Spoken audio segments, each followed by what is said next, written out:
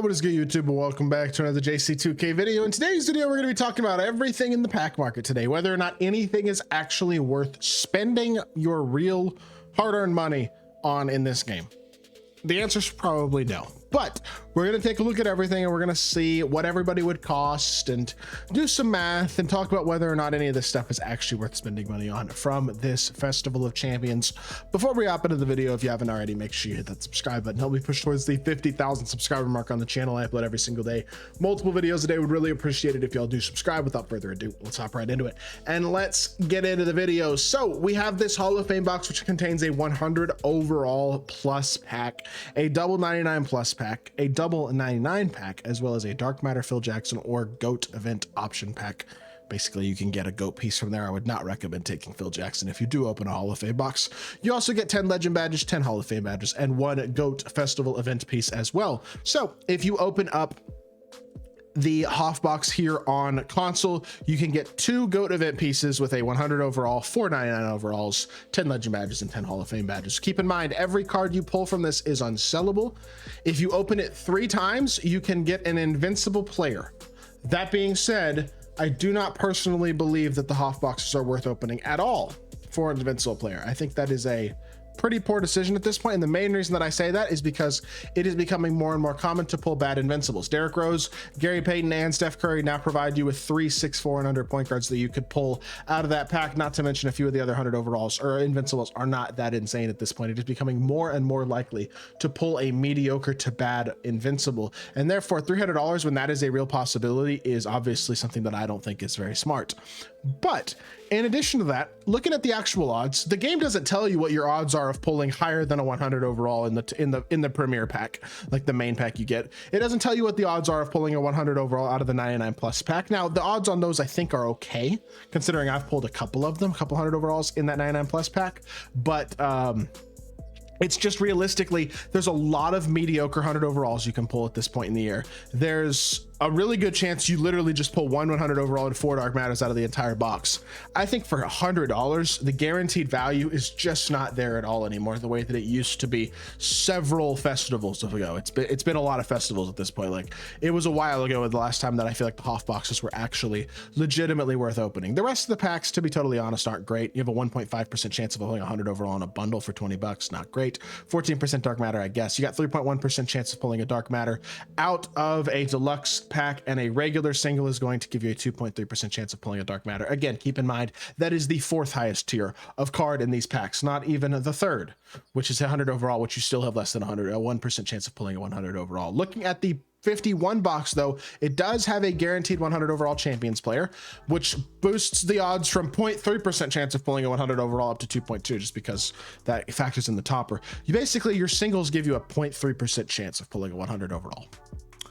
Not happening probably, and that obviously I would say the chance of pulling an invincible out of that is probably 0.01%. like, it's extremely low, obviously. So would I recommend opening packs? Generally my answer is no. This week my answer is also no. The only positive is that all of the 100 overalls except for Tony Parker are desirable, exciting names.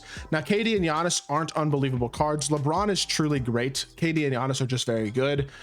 Tony Parker is not good at all. He's like the worst 100 overall in the game. So if you pull him as your topper, I think you'd be pretty disappointed. He might even be a buyout. In fact, I want to see if Tony Parker is a buyout. If he's not a buyout, I think he will be soon. I'll tell you that right now, as he is going for, wow, people are paying 200K for this bum.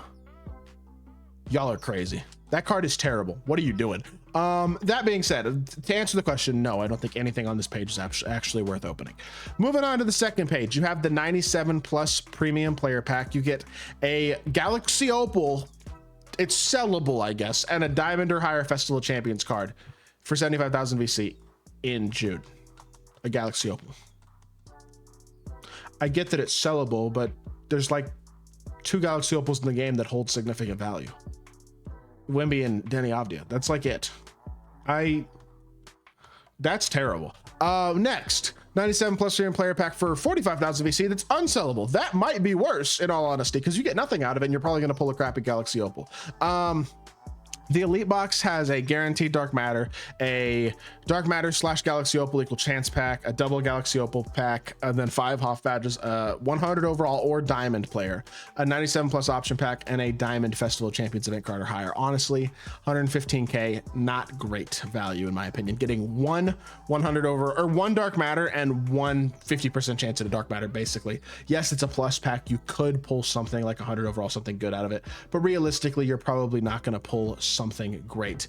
That being said, I mean, outside of it, dude, I don't know. Like, I think the Festival Champions Extreme Bundle is pretty bad. You're getting 1 dark matter and 2 galaxy opals again for $200, or not $200, 200 KVC, which is $50. Like, I just look at all this stuff. It's really bad. This 99 plus premium pack for 35,000 VC has a less than 1% chance of being a dark matter. So it's basic, or being 100 overall. So it's pretty much guaranteed to be a dark matter, even though it says plus. It's obviously a very, very, very, very, very low chance of actually being a plus. And that's it. Hoff badges, takeover, standard stuff here.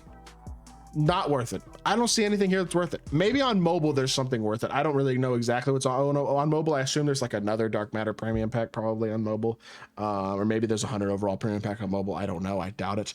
I know there's probably a mobile exclusive Hall of Fame box which gives you an extra goat piece basically, which I guess cool. But like, if you're gonna go open one Hoff box, you should probably open the mobile one because you get an extra goat piece. But in general, it's just like, the honest truth is any of this worth opening? No. I knew that was going to be the answer before I even started recording the video. This stuff is not good. I hadn't actually gone through and looked besides the Hoff box at everything else, but the odds on stuff isn't good. The rewards on stuff isn't good. The return in value for spending 10 or 20 or 50 or $100 on the game and buying any of these bundles and packs and things is pretty much all bad. There's nothing here that makes me go, oh yeah, that's worth it. Literally nothing. I don't see it. And so yeah, that's my advice to y'all today.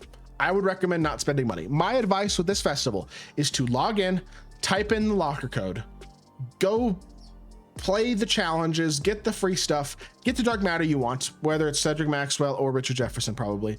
Get maybe Galaxy Opal Robert Horry, get the free 10 bucks, get the legend badges, probably turn pretty much everything else into MT with the festival pieces. You could also save a couple of goat pieces and open the 100 overall pack that you can get with 3 goat pieces, so you could consider that as well. But in general, I look at this and I don't think this is a festival that is at all worth spending money on, in all honesty. Even the cards in the festival, while great, are like, are we really spending $2,000 on GOAT Kevin Garnett? Seriously? $1,000 on GOAT D Wade? You're an idiot if you spend $1,000 on a 644 point guard. J.R. Smith, Paul Pierce, fine, but not spectacular. Dave Cowens is the best of the 3 Invincibles, and even he's probably the 5th best small forward in the game at best. Like, he's a good card, but is he worth spending $500 to get? Absolutely not.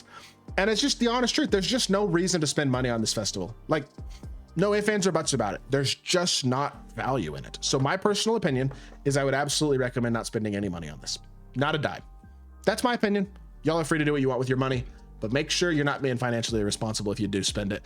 That being said, that is going to do it for the video. I hope y'all did enjoy. If you did, make sure you hit that like button, leave a comment, and subscribe. I'll be back with more 2K content very, very soon. I appreciate y'all. Peace.